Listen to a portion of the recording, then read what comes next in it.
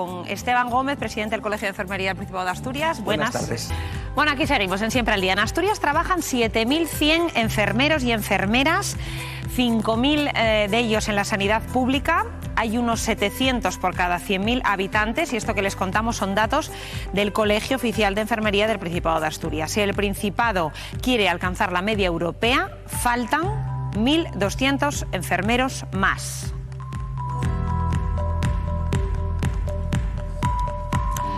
Con todos ustedes, el presidente. El responsable no, ¿eh? El responsable no, ¿eh? El presidente del colegio. Vamos a ver, 1.200 enfermeras faltan. Bueno, lo de las cifras siempre para las medias es un poco complicado, porque en Europa hay unas medias y en España hay otras, pero no siempre las titulaciones son comparables en unos países con otros, ¿no?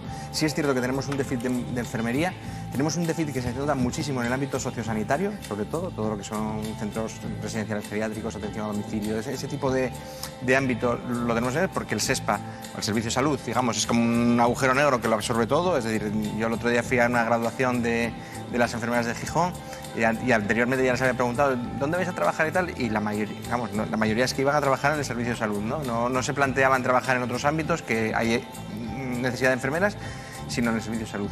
Entonces, se nota mucho eso, todo lo que es el ámbito sociosanitario, las coordinaciones y eso, pues es donde más déficit se nota. Ahora mismo en una residencia de mayores que quiera disponer de una enfermera a tiempo completo, no las hay. Quiero decir, no las hay. Incluso en el servicio público, en el ERA, no tienen enfermera todos los turnos, quiero decir, es complicado. Entonces, una enfermera que se gradúa ahora, que se graduaron antes de tiempo incluso, saben que trabajan. Automáticamente, que si quieren trabajar, trabajan. Otra cosa es que quieran o no, sí. pero si quieren trabajar, trabajan.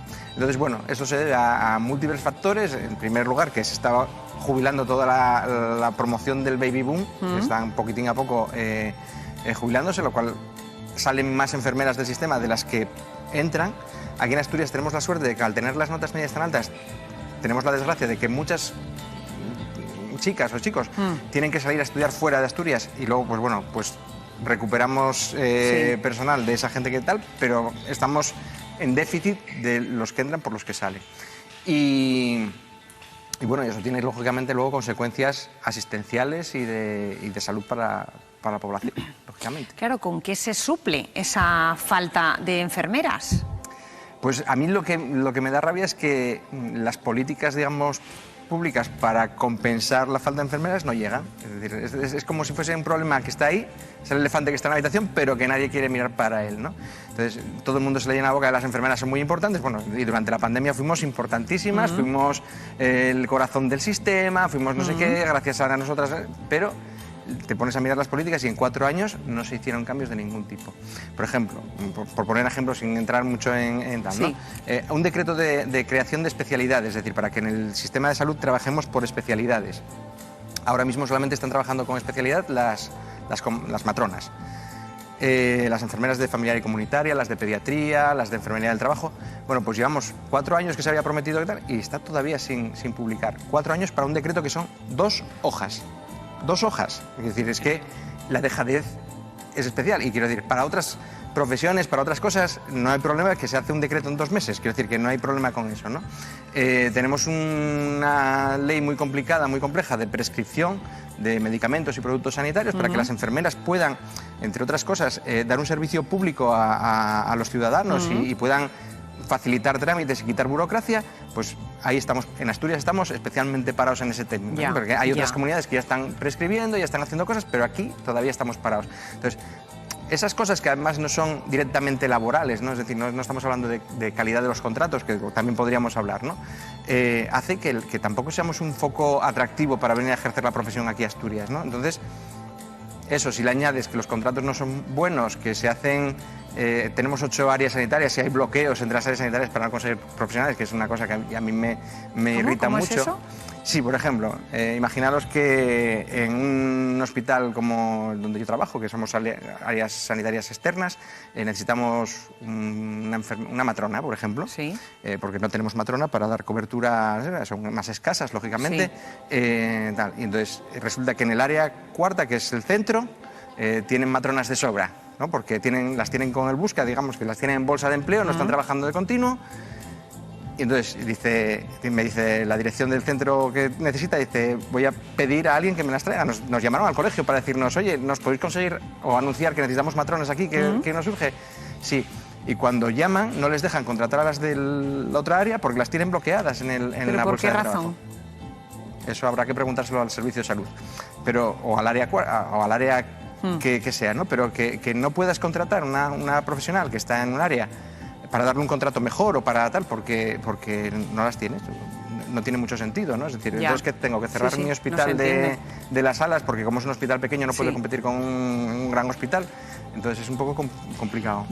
Es un tema complicado. No, a ver, el problema que tenemos muchas veces, y más en este país, es que el nivel académico de las enfermeras, digamos que está aquí arriba, pero el nivel luego laboral de las enfermeras o profesional de las enfermeras todavía lo tenemos aquí, ¿no? Es decir, todavía vemos a la enfermera como no profesional, no profesionalizada. Oye, no, es que para hacer enfermería tienes que sacar tener uno de los mejores expedientes de bachillerato, hacer una carrera que dura 4 años como cualquier otra carrera, pero luego laboral y profesionalmente sigues estando en unas... se confunden. Entonces, los técnicos en cuidados auxiliares ayudan a las enfermeras o colaboran con las enfermeras en los cuidados de los pacientes, hacen muchas cosas y probablemente puedan hacer alguna cosilla más, pero no pueden hacer cosas que hacen las enfermeras y no van a poder hacerlas. ¿Qué está pasando?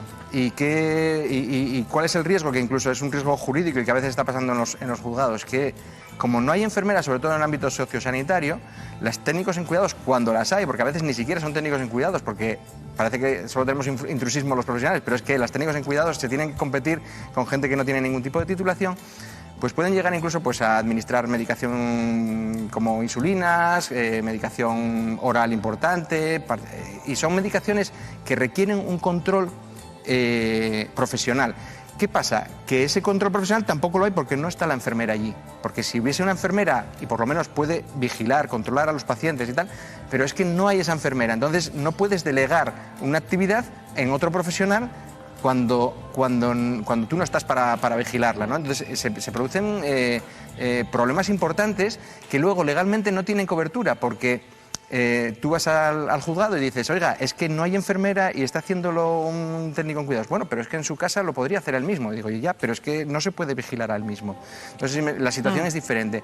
Y se da un problema muy grande, y ya os digo, en el ámbito sociosanitario, que yo denomino miserabilización del cuidado. Es decir, en contra de la profesionalización del cuidado, es la miserabilización del cuidado. No estamos dispuestos a invertir, a gastarnos un dinero que cuesta un cuidado profesional, y nos vale de cualquier manera, y entonces al final ya nos vale eso. Y como encima son profesiones, sectores de la población mucho más vulnerables, como puede ser la gente mayor o la gente dependiente, pues no les prestamos mayor atención, ¿no? Y ahora mismo tenemos 2 ámbitos, que es el sociosanitario y el de la salud mental, que se podrían beneficiar mucho de la profesionalización y de que haya más enfermeras, y como no las tenemos y no están disponibles, pues estamos como estamos.